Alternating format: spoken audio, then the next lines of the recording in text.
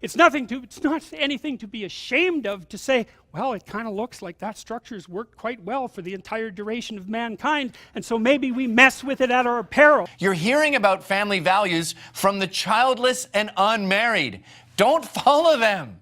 The women have to stop blaming men for their sense of malaise or misery. I didn't create you people to kill and torture and rape each other. I created you to be good to each other. I love the God who had a flood.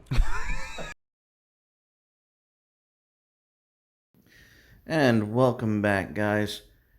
Well, we're going to talk about little blessings in disguise, and primarily the coronavirus that's been going around. Guys, this is I'm gonna put this start out with this little thought. We're not freaking out because we're all gonna die. We're not freaking out because we see that the end is nigh. We're freaking out mainly because we're about to be inconvenienced. To be perfectly blunt, at the end of the day, the bills will eventually get paid. Life will start back with normal. But it will probably be later than sooner, granted. But most of us are going to be alive to put the pieces back together and start again. This is not anything new. This is not something this is not a life-threatening moment. This is not bubonic plague. This is not something that's going to horribly alter the life situation. The economy will recover. The economy will recover, and it will recover in ways that will be, in my opinion, far better for the average human family. I sincerely believe that. I believe that what we're being put through right now, I'll actually leave a link to a Tim Pool video about how this virus has affected globalization and immigration. But essentially what we are learning from this experience is it's not good for any nation to rely on other nations for necessary goods. And who would think that was such a controversial statement unless you've been completely taken over and brainwashed by neocons and neolibs who want to sell your soul to the biggest corporate, goodness, I cannot speak. Corporations. There we go, that's the word, corporations. Unless you're selling your soul and being brainwashed by neocons and neolibs selling your soul to the corporations, this is not a controversial revelation whatsoever. Every nation should be self-reliant and trade on that foundation. End of discussion. Like, we should not be so intimately reliant upon one another that we completely forego our self-interest in the need for economic harmony. That's not human. It's not wise. It's just not a smart thing to do. Being self-reliant is something that humans need to secure for themselves as their individual communities. And that means as nation states. The United States of America should have enough car plants to make cars for Americans. The same thing for their cell phones, same things for...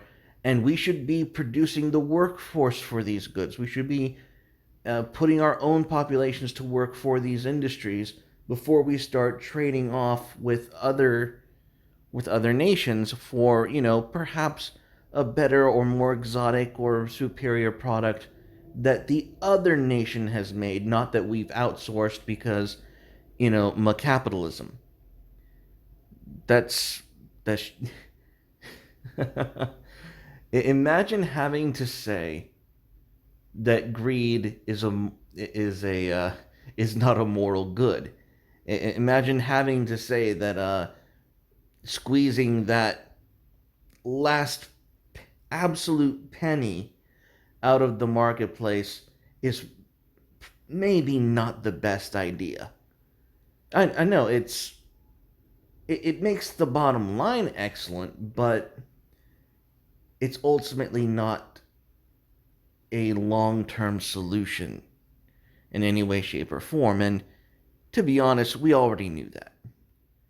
The big wigs and the Wall Street wolves have been counting down this clock since pretty much the 70s, and they knew, they have known at least since the 80s that this was going to come crashing down in some form or another, and here we are.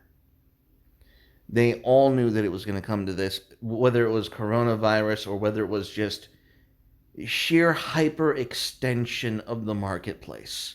This was going to happen economically anyway at some point, through some crisis or another.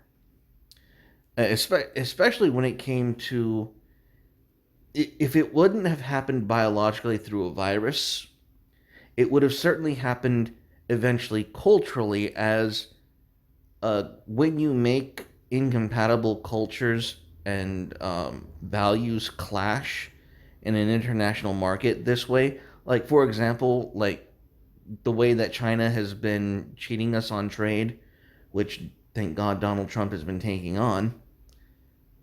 When you have a culture like China clashing with the liberty virtues of America for so long, one of them has to win out. And for so long it was China, because, our politicians said, yeah, we can take the loss. Well, apparently enough of our people have suffered that we elected Donald Trump, who's going to say, yeah, we're not going to take that loss anymore. This was going to happen anyway. These changes in our economy were going to happen anyway. This was a foregone conclusion by people like Jeff Bezos and Mark Zuckerberg. They knew this balloon was going to pop. Okay, take the internet bubble and magnify it by about 1,000. These assholes knew this was good. This international globalist bubble was gonna pop, and they were hoping that there would be enough globalist infrastructure investment that everyone would keep it indefinitely going.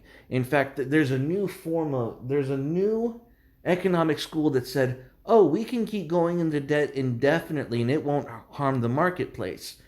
Bullshit. Absolute bullshit. Do not believe any of that nonsense whatsoever for any reason, because at the end of the day, debt is either power to be held over others or power to be defied by the weak who can't enforce the debt. Ultimately, debt is power in one form or another. Either you can enforce it or you can't. And this idea that dynamic is going to stay static forever, indefinitely, is just sheer naivete. Don't ever believe anyone who says nonsense on that level. But nonetheless, we have postmodernists who insist that this is somehow, in some altruistic fashion, a valid model for economy. It's not. It's utter foolishness. But I will leave a link in the description as to the video that Tim Pool did on this. But I also wanted to talk about how this is going to benefit not just the economy, but our social and our carnal awareness to our community around us. We're going to become more nuclear. We're going to become more atomized. We're going to become more aware of those around us. We're going to become closer to those who matter to us. And as far as online is concerned, I think we're going to be a little more discerning what we post and what we share. That's also a positive effect, because the mainstream media is still absolutely and utterly irrelevant, which is a good thing. It's good that they're irrelevant. They need to be irrelevant. But what matters most is the effect that this is going to have on the economy and on families in the future after this. And how that how that dynamic is not just going to work for us economically, but how it's going to affect us socially, how it's going to turn us into a more nationalistic, more cohesive society. And that is an ultimate good. I find that to be, I believe it to be a divine gift through what is unironically a plague.